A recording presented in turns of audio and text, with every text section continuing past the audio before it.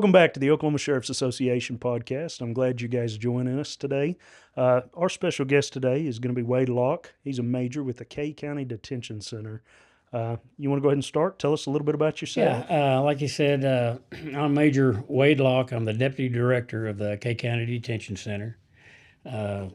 I started my career back in 2003 started with the Kay County Sheriff's Office. Started in the jail, moved to court deputy, then field deputy, and then we built the new jail. I moved to the transport division after we went to trust. Okay. And then from there, wound up where I'm at. Second generation law enforcement. My dad was a Kay County deputy. So at the same location then, yes, too? same county. Oh, that's awesome. That's awesome. So you guys turned over into a trust? Yes. Okay. They done that when they built the new jail. That was part of the whole deal of getting the new jail, was relieving the duties of the jail from the sheriff so that he could concentrate more on taking care of the county and not be tied up so much with the jail. Okay. So you guys are Title 60 Trust, correct? Yes. So you guys have a board that governs you? How does that work? Yes, we have a 5-person board. 2 of the board members are constant. They're whoever the sitting sheriff is. Okay. Is a board member, and then one of the county commissioners will be on the board. The rest are just from people in the county. Being part of that trust, does the sheriff's office do much of anything with the jail at all besides help govern that? No. So you're kind of your own entity. Yes. Okay. Yes. We really, and even with the sheriff being on the board, he doesn't really get involved with the jail operations much, other than just the director, keeping the board abreast of what's going on and what they got. So you guys manage yourselves and then basically kind of report back to the board, and the board. Yes. Okay. Yes. That's pretty awesome. There's differences in running a trust versus running a sheriff-ran jail, like purchasing restraints and things like that. Is that? Yeah, we have a little more leeway. We don't have quite as tight a leash on us, but we still have to answer. There's still certain ways we have to do things. There's responsibility in it according to state law. Because you're still, even though you're trust, you're still operated with taxpayer money. So sure. You guys actually have the capability, whether you do or not. Y'all have the capability of paying more than the sheriff's office, right? Y'all aren't constrained to that pay scale? Yes, we when they done the trust and built the new jail, the jailers started out considerably higher than what they was making at the old jail that was under the sheriff. And because you had 2 different budgets now, you didn't have a sheriff trying to operate a jail and a sheriff's office. Sure. Off the same budget. So. And I mean, there's statutory requirements as far as the pay goes. None of the sheriff's employees in Oklahoma can get paid more than the sheriff himself. So everybody's got to fall underneath that. Whereas you go to, Oklahoma County, for example, I'm assuming that I don't know, but I'm assuming that their CFO for Oklahoma County Jail probably gets paid close to what the sheriff does, correct? Yeah, that's capable. I would assume so. Yeah. Yes. Yeah.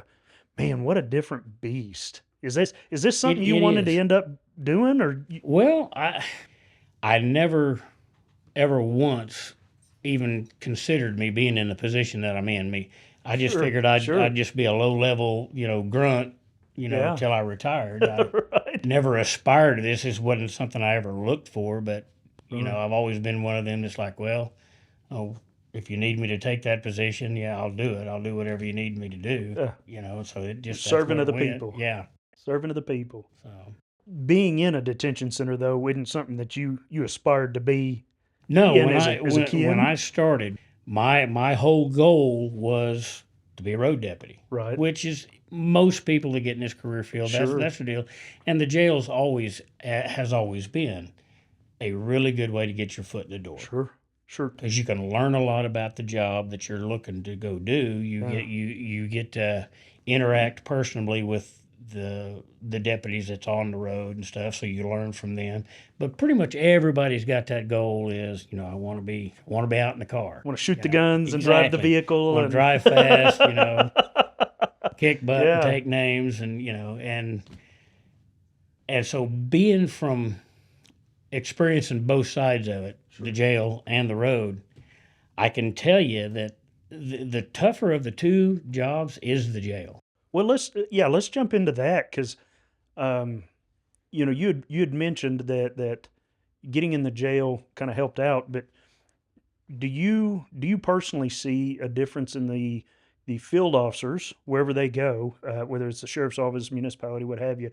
Do you see a difference in those type of people that have experienced time in the jail versus those that went straight to, say, a field position? Oh, absolutely. You have to have a different mindset to do each because it's just a different job. You Right. have to operate and you have to handle yourself a certain way out on the road.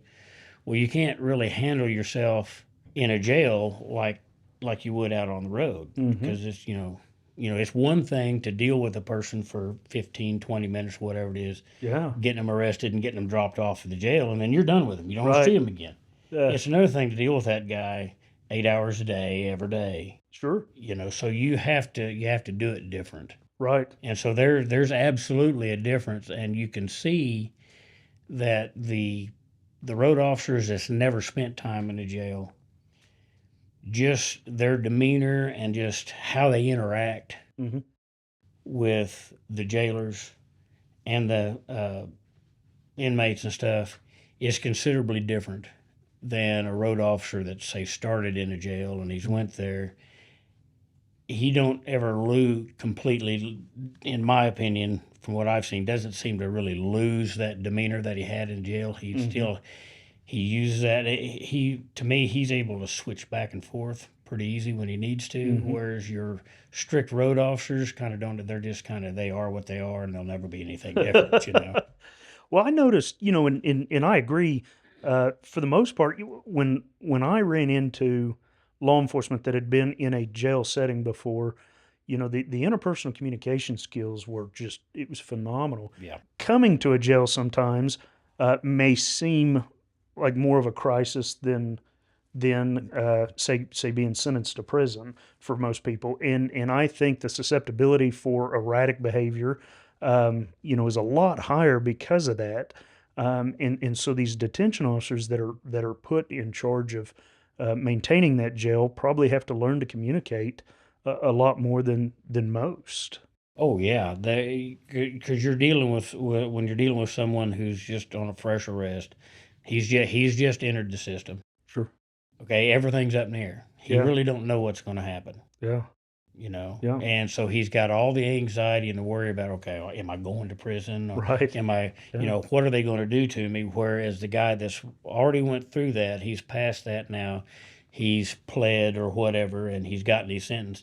Okay, now life for him in general is laid out. It is He's what it. like, okay, I'm Yes. going to go to Yes. prison for this long, Sure. yada yada yada, and then I'm going to get out. Sure. The guy that's sitting there with the open-ended book and he don't know what's going to happen. He's got a lot of anxiety that your post-sentence people don't have. Right. And so that high anxiety, the uncertainty of things, the agitation goes up. Their patience level goes up when things Sure. go wrong. They're talking with somebody at home and say their girlfriend just left them because they're in jail or Yeah. whatever. Now, the detention officer there, he's got to deal with all that with that inmate. He's got to pretty much he's tasked with helping that inmate, that pre-sentenced inmate, work through all those problems. Sure.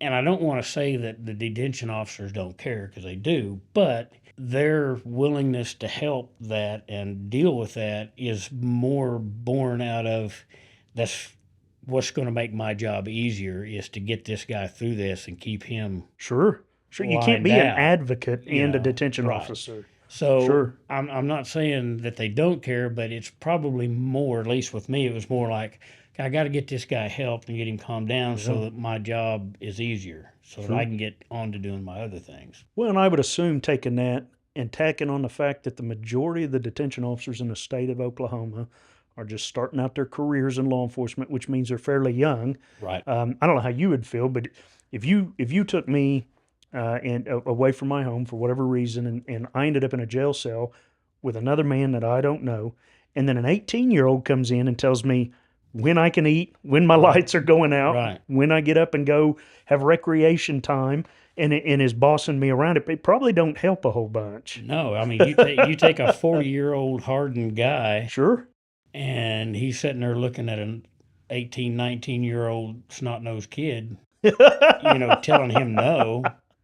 Uh, Yeah, that's not the best situation. sure. So to me, the interpersonal communication skills are critical Yes. at that point in time, and some of those lessons that the detention officer learns in his time in the jail make life outside of the jail, when they finally hit the field wherever they're wanting to go, so much easier on them. Oh, yes. I'll tell people because, this is how I started. My goal was to get out there. So I know that these younger guys and gals that's entering into this career field and decided they're going to try to make a career out of this and their ultimate goal is that. I tell them, I know that's your goal and I'm okay with it. Mm-hmm. I know you're not intending on staying with me till Right. you retire. If you'll just give me some time, I will do everything I can to help you reach that goal, and I'll give you as much training that I can within the confines of this facility that will Sure. help you with that on the outside. I don't think I would have wanted to just hire on and go straight to the road because I learned things in the jail and in a more controlled environment that let me hone some skills in that Absolutely. controlled environment before I got, thrown out there on my own. Sure. And that stuff's invaluable, especially with sheriff's officers, your deputies, and OHP. They see the same thing. It's not like a municipal officer, like in our big town in Kay County, Ponca City. Yeah. Those guys, there's normally backup a block You're away. right. A They roll in county, twos right? sometimes. Yeah. A county Yeah. deputy or an OHP officer, they're out there in the middle of nowhere by themselves. Mm-hmm. Their backup, they're going to be lucky if it gets there in 30 minutes Yeah. sometimes. Yeah. A lot of Absolutely. times if the proverbial crap hit the fan, whoever's showing up to back up is probably just showing up to clean up the mess. Cleveland County is where I come from, third largest county by population, state of Oklahoma, and it wasn't uncommon at one time for your backup to be 20 minutes away if you're down South Oh, County. yeah. Well, you go one better, go to Osage County. Oh, I couldn't Those imagine. guys' response times can be an hour and a half. Yeah. Your backup in a jail is Sure. most of the time is immediate because most of our guys are rolling too. They don't ever go past a Absolutely. locked door by themselves. Right. So you've got that more controlled environment to hone those communication skills and kind of learn how to deal with people, which is going to help you out on the road when you're on the side of the highway talking to a guy that's upset or drunk and getting pissed off because you're fixing to Sure. arrest him. So those skills are invaluable as far as I'm concerned. That's one thing that I've got a lot of respect for detention officers, and a lot of it comes because of the amount of the immense responsibility that's placed on their shoulders. You're talking about the lives, and the welfare, the rights, of individual community members that we're tasking detention officers with taking care of. If we take a detention officer, we take this kid, we put him through a small academy, we stick him in there on the floor. He's got to be a counselor. He's Right. he's got to be a communication expert. Yep. He's got to be able to defend himself. So, he's got to have some sort of defense training in addition to all of that. He needs to be a medical expert and be able to respond. He's the true first responder Yeah. to any big situation. He's got Yeah. to be a mediator, and he's doing all of this. He's got to know more about statute and case law and what you can and can't do Oh, yeah. for Yeah. individuals than anybody else out there in the streets. It blows my mind the amount of responsibility that is put on a detention officer's shoulder compared to the pay. At some point, it comes down to I'm not willing to do this for that kind of money. Right. Well, I'm yeah. not willing to take this kind of responsibility and this kind of liability because it's getting to the point they're watching in these other parts of the country that's way more liberal and stuff. They're watching these guys do their job right, do how they was trained to do it, and they're still getting roasted. Well, it's going beyond. Did you obey the law? It's did you do things the way I think you ought to do them? And if you Exactly. don't, then I think you're wrong, and I'm going to shout it to the top of the mountain. There is so many armchair quarterbacks out there that, Yeah. that want to comment on how an officer handled something. Sure. And I'm in law enforcement and I'm reluctant to armchair quarterback anybody, because unless I was there on the side of the road with him, unless I was there in the situation Absolutely. and know all the particulars of it, Yeah. I'm not going to try to second guess. Prime example is somebody comes into a jail. Through our process of searching them, once we get them and stuff, we find something. And Hmm. we're like, the first thing everybody wants to say is, "Well, didn't that officer How search him? was Didn't that he?" missed? Yeah. And Yeah. I'm like, "Okay, guys, you gotta take it to this. We weren't out there on the side of the road. Sure. We don't know what his conditions was to Absolutely. actually do a thorough search. Was it even safe for him to actually do that thorough of a search at that time?" Sure. So I'm not going to speculate on that. I'm not going to Mm. throw any knives at him We've all because been of that. there. Yeah, I mean, absolutely. it's human nature to make mistakes, and you're constantly trying to educate yourself on, the new ways people are concealing items. Oh yeah, yeah, There's obvious stuff that probably should be caught that aren't. Um, absolutely. I was I'll never forget.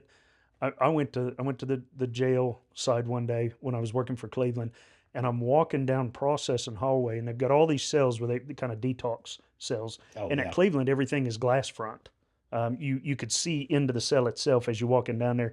And I'll never forget, there was a little bitty homeless guy, probably every bit of 5 foot tall, just little bitty guy, and he's sitting on the top bunk, legs dangling, and he's drinking. He had a quart of whiskey, and he's sitting on the top bunk in the jail drinking this whiskey. And I looked over at him and I said, "Hey, where'd you get that?" And he tickled to death. He goes, "Oh, it was in my pants."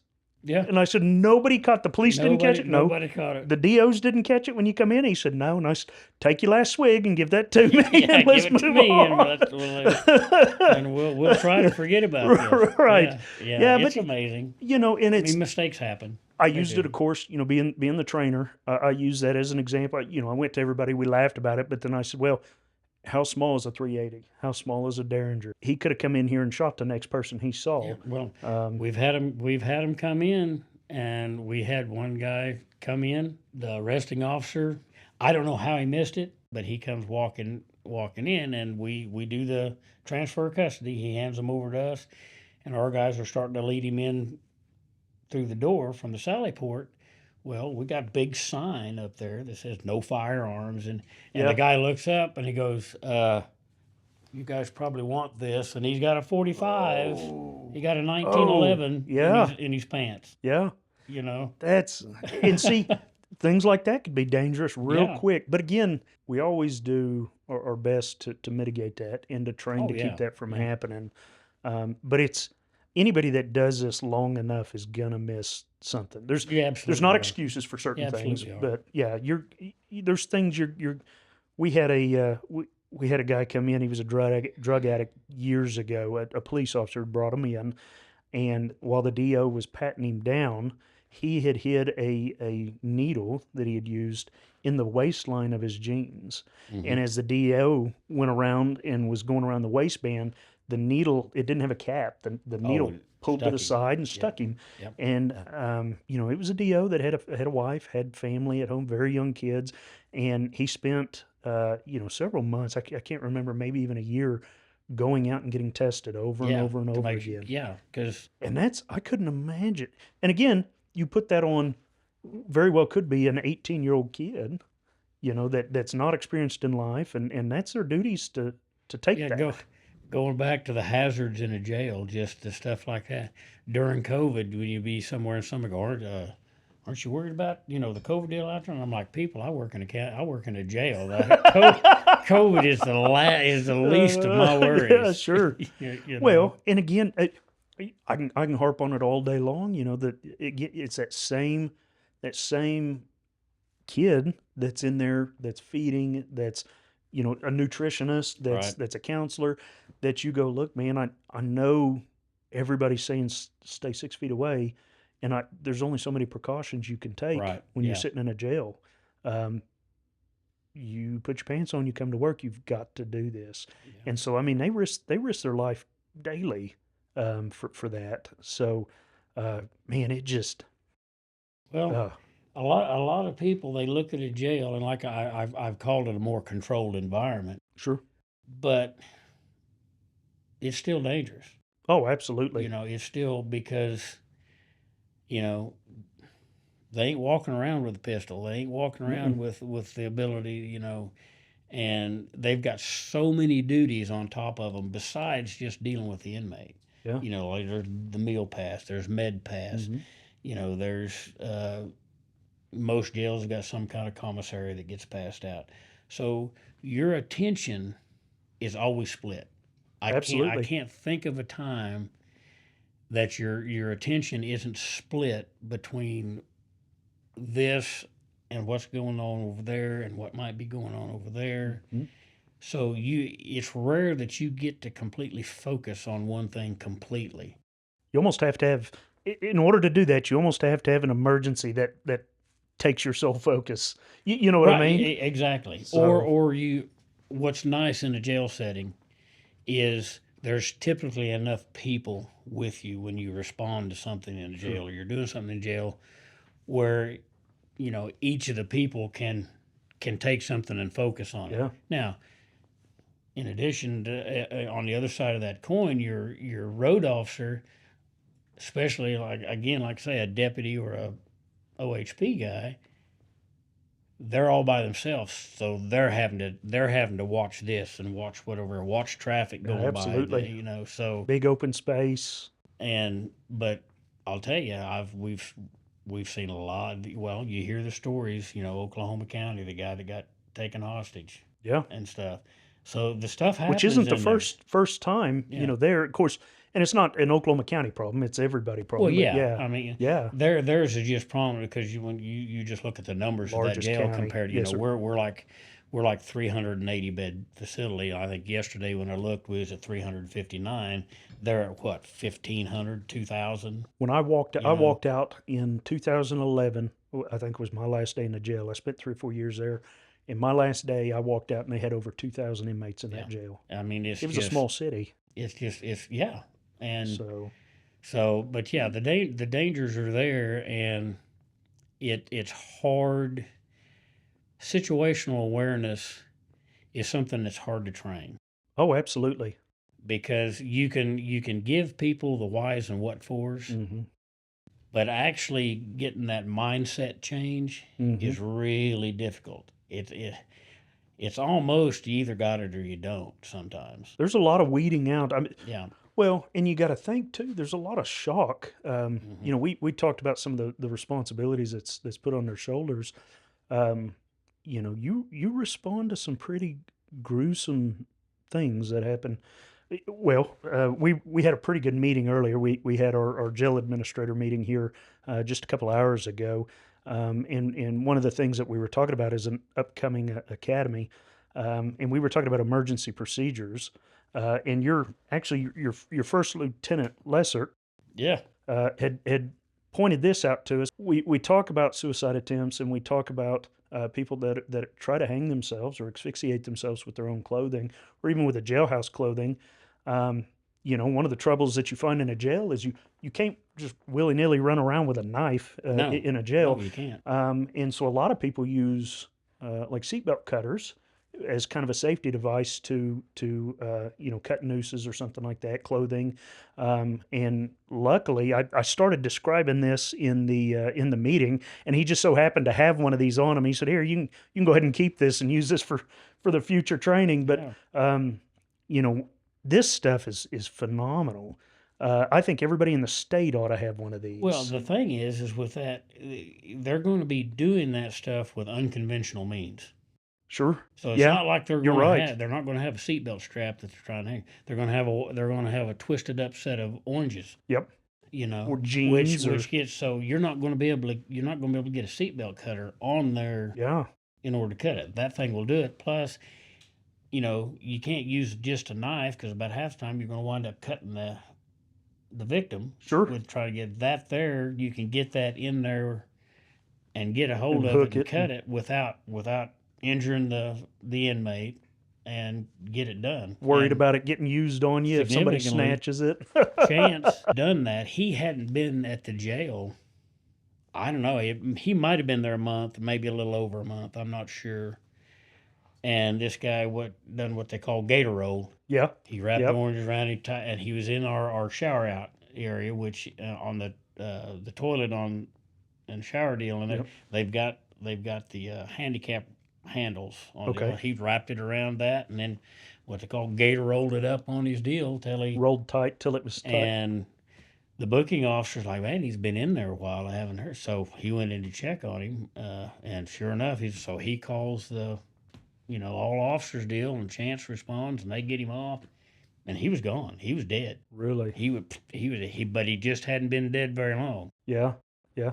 Chance gets him cut down, jumps on him, starts doing CPR, turns his chest into pudding, and brings him back. Using this exact tool. The This one one. in your hand is what cut him down. That's crazy. But I couldn't believe that he brought him back. He got him back responsive, got him breathing before EMS got there. Thinking about that situation again. That's not a normal thing for, civilians in society to have to deal with, right? That's No, not no, that's not something that the general public typically has to see, or even has to respond to if they do no, see. they don't. But you're Yeah, expecting. very, very few people, if they find somebody, Mhm. are going to be the ones that has to cut the person down, jump in, and start doing something. Right. Typically, what they do, they're going to get on the horn and call 911, let Sure. somebody else do it. Yeah. But Now you get, as a DO, you're expected yeah, to you're do you're that. you're the one that's there, and you are absolutely expected to jump down there and start life saving Well, techniques until the EMTs get there. and with this being, I would assume, probably one of the lowest points of some people's lives, Mm-hmm. this isn't an uncommon thing to deal with, No. right? I can in my 20 plus years, I know of 15, at least 15 or more suicide attempts Yeah. that I've dealt with. dealt with. As much as we've talked about the responsibility that's put on a DO, there's silver linings to becoming a detention officer. Especially, we already talked about, later on in your career being able to Right. communicate better and some of the stuff that you'll have to be, responding to. But, for me, I felt I felt like that was a perfect place to be a public servant.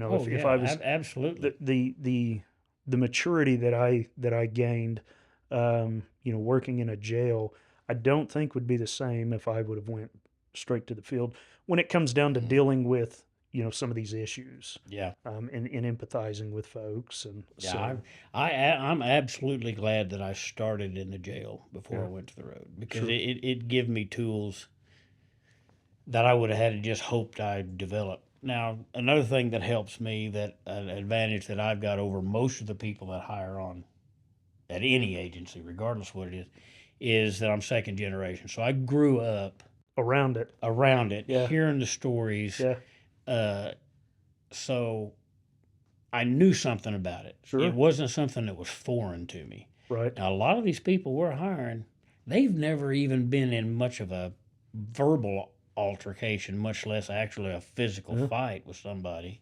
yeah, And you're throwing them in a deal going, right now, this guy twists off, you're going to have to take care of him. sure, yeah, figure it out, And they're just like, wow, you know. yeah, yeah, That's why when we get someone that applies that, through the interview process, find out, he was a wrestler in high school. I'm like, okay, well, he can probably handle himself. yeah, He's probably gonna be good to go in some areas. Other yeah. people, when the crap happens, they're probably gonna freeze. I've seen, You we know, had a couple of those that were like that some heavy situations happened, and I think reality sets in at some point. And it did for these folks, and it's one of the things that it's no hard feelings. You wanted to serve in right? in this capacity. You're not cut from that cloth. It's not for You're everybody. absolutely right. So we'll support you wherever you want to go. It's not in this line of work. And that's what I tell any new hire that comes in on a deal. I say, this career's not cut out for everybody. And it's not Sure. saying anything bad about you No, no, if you're not wired for this, but no. it takes a certain kind of person and a certain kind of mindset for this. And not everybody's willing to deal with it. And the thing is, we can sit here and explain to you all the things that you might see and try to give you a good picture of it, Hmm. but you're just not going to know whether you're cut out for it until you get in and do it. Right. And I always tell them, I say, if you get into this and 3 months, 6 months down the road, you're like, I can't do this. This just isn't Right. for me. Sure. No harm, no foul. No. I will help you move on. I'm not going to give you Yeah. a bad deal because It is one what it thing is is. you're at least you're smart enough to know that this isn't cut for you. Before something bad Before happens something or terrible before you happens. get hurt or somebody else gets Sure. hurt.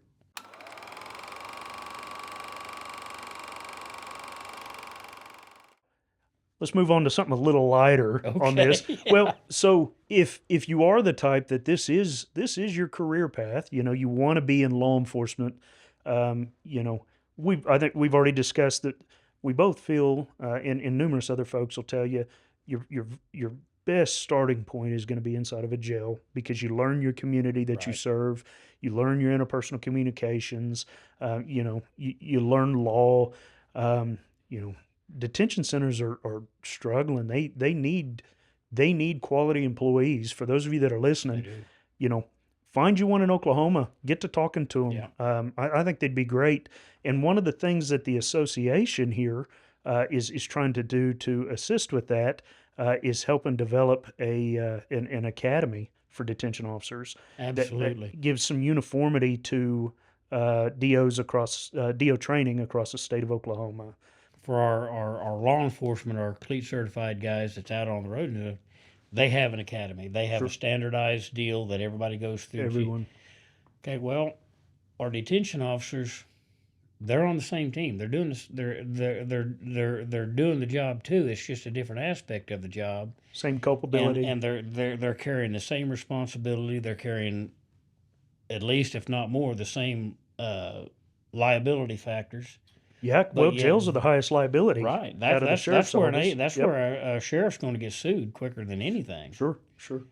But yet we don't have anything really standardized for them that is uh, accredited. That is, this is the standard. Right.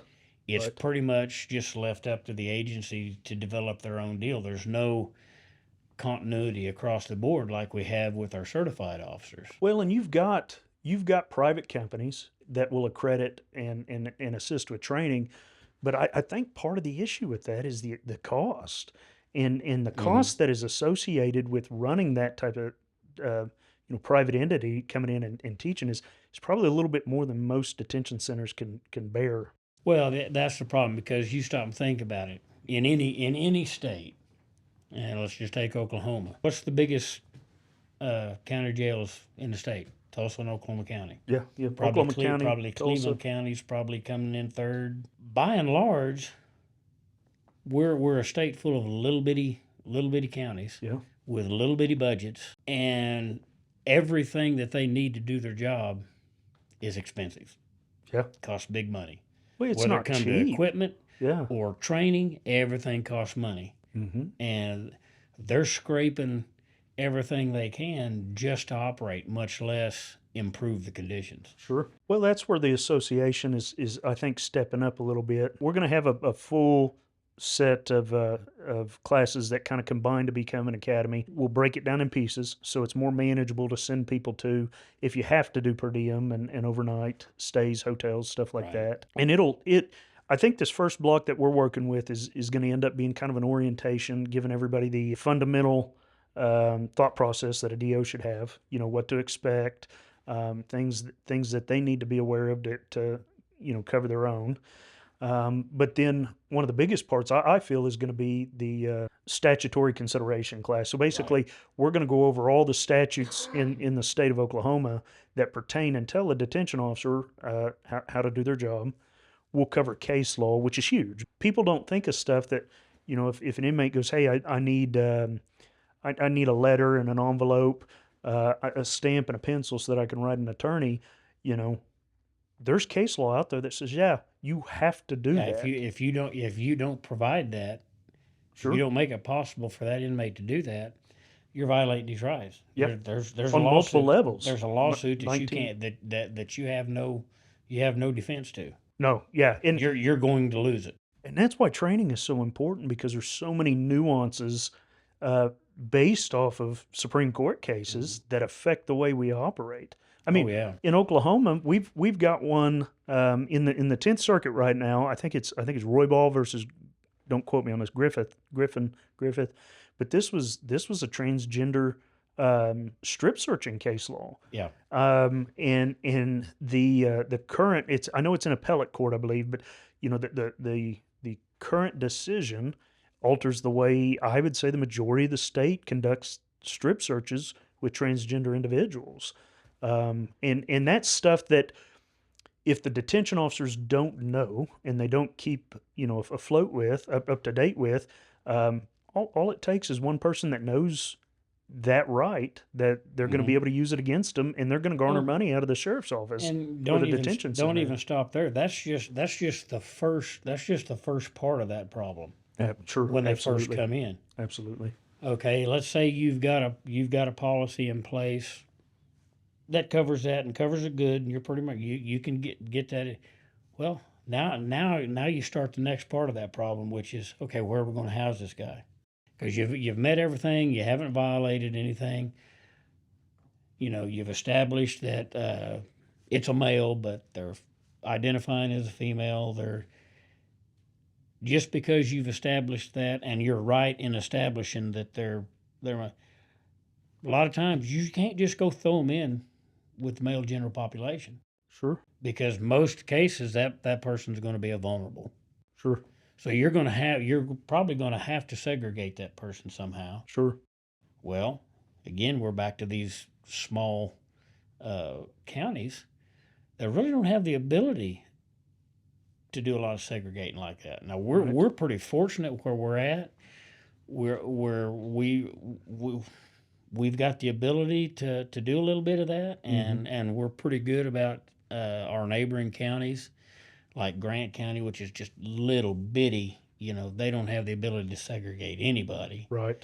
Noble Right. County, which is our sister county in the 8th district, they're small. If they've got a situation like that that's just really, then by all means, get on the horn with us. We'll It's easy to we'll accommodate. we'll we'll help you, and when we've done that, we've housed like that for people, or even if it's not even a transgender deal, just a problem inmate that's really beyond their ability to deal with too much, and it's somebody that they can't get them released, Mm-hmm. then we help. And I urge all the other counties that have that ability, help your neighboring counties that don't have that ability. Absolutely. Help them out, and let's all work together because we all got to get the same job done. Sure.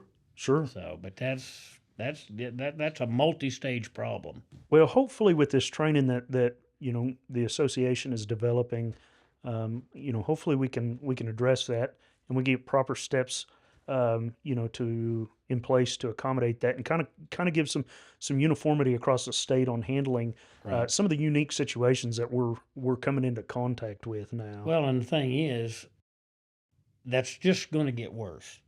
Yeah, things You things know, change. we're here in the center of the country. We're the last to feel it, Right. but Right. it's It's made it coming. to us, and Sure. it's gonna get worse. And You can't I don't. ignore it. Yeah, no, you're not Yeah. going to be able to ignore it. And the best thing that we can do is just rely on principles from the Prison Rape Elimination Act, and advice from experts in those areas to assist us in making the proper decisions. Yeah. Did you hear about the recent Attorney General's opinion on transportations? Oklahoma County's got some. They're going through some turmoil right now. Basically, they had a contract signed, an MOU signed, with the Oklahoma County Jail, which is a Title 60 ran jail. It's a trust, and what's happening is the trust is paying the sheriff's office under that contract to come and do the transports to court, wasn't it? To Yeah. court. Yeah. To court. And there is a clause inside that contract that allows the sheriff's office to remove himself from that and quit doing the transports, because technically through that memorandum, and since it's a trust, the sheriff is a contractor of that trust. I would Right. see it. So the sheriff said, "Hey, we're not doing your transports." And there's lots of reasons for it. One of them is the jail. The jail needs money. and this would save the jail from having to pay the sheriff's office to do it. But the DA disagreed. It went to the attorney general, and the attorney general put a position in that basically says that the sheriff's office has to do that. That's a fundamental duty of the sheriff.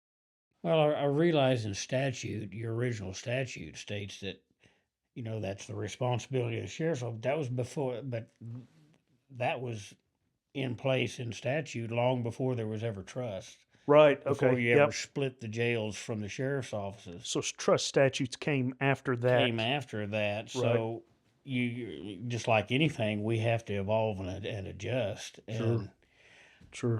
we're fortunate we don't have that kind of a problem Sure. with our trust and Yeah, because stuff. most trusts do their own Yes, we transportations. do all Okay. the only transporting of inmates that the sheriff's office will do is writs, and then going to other counties, other jurisdictions to pick up people Okay. that's being Sure. held on our warrants. So actually, Kay County Detention Center does more transporting than most other trusts. Y'all go above and Probably beyond. because we do all hospital runs, Yep. doctor's appointment, court. We do all transporting to if someone has a mental evaluation and is deemed needing treatment. Sure. We transport them to Wow. Bonita. The DOC inmates are sentenced to DOC. We transport them to DOC. Sure, Sheriff Kelly loves you. Oh yeah. So I mean, we really take all that burden off of the sheriff's office. And Yeah.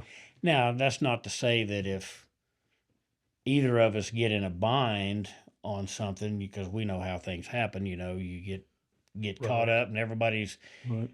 we help each other. Like we've went and picked people up on writs before. We've actually been on the way back from DOC, and Well, like you said somebody's earlier. got we got a warrant on somebody that's sitting in Oklahoma County waiting. We're going to be coming right by there.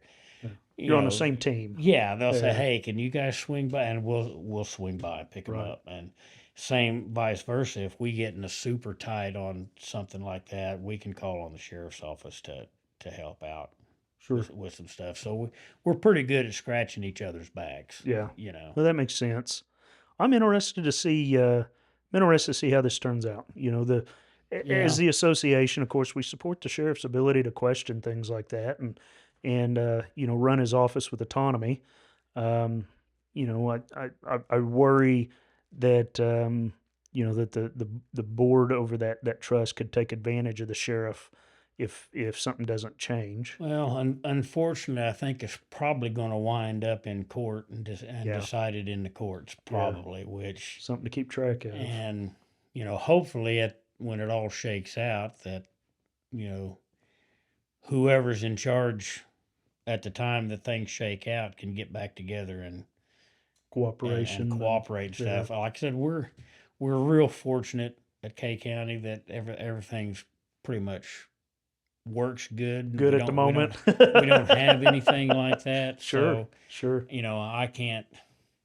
I can't really relate to the agencies that have those problems that are going through that, because Right. we're not dealing with it, and Well, I I'm don't know. glad. So I don't know how many people have the issues. The thing is with all the different jails in the state, all the different counties, I'll be honest, as the association, we see a bunch of problems that are unique to your area. You know what I mean? right, In the end, you can water it down and everybody's got the same issues, but hmm the ability to respond and fix certain problems in different parts of the state is really unique to that part, if that yeah, makes sense. yeah. We work well enough with our sheriff's office stuff. There's a lot of times if they're doing warrant sweeps and stuff, they'll holler at us, and we'll send a couple of transport guys out with the big transport Yeah. van and set up, Yeah. and they just go arrest them and bring them to the van, and we roll. Our guys get involved a lot with our DA's task force and the shit. Sure. Just That's 'cause awesome. that helps, because then officers on the details don't have to stop and transport somebody to the jail. They can keep going on to the next target, where Yeah. our Yeah. transport guys can do that mundane Oh, deal. that's So awesome. we've done Yeah. we've done quite a bit of that. I mean, our transport guys have actually showed up on search warrants and stuff with the task force and with the sheriff's office and stuff, and went in and assisted See, I love with that. kicking in the doors, and then once they get everybody in custody, they load them up in the transport van, and our guys I love that. bring them to That's jail. awesome. That So type of so cooperation. we're fortunate. We're real fortunate in Sure. that. We really are. So you Sure. know, I can't really say that I can relate to a lot of the other guys' problems. I mean, I feel for them, but Yeah. I'm glad I don't have to deal with it. You Sure. know, so.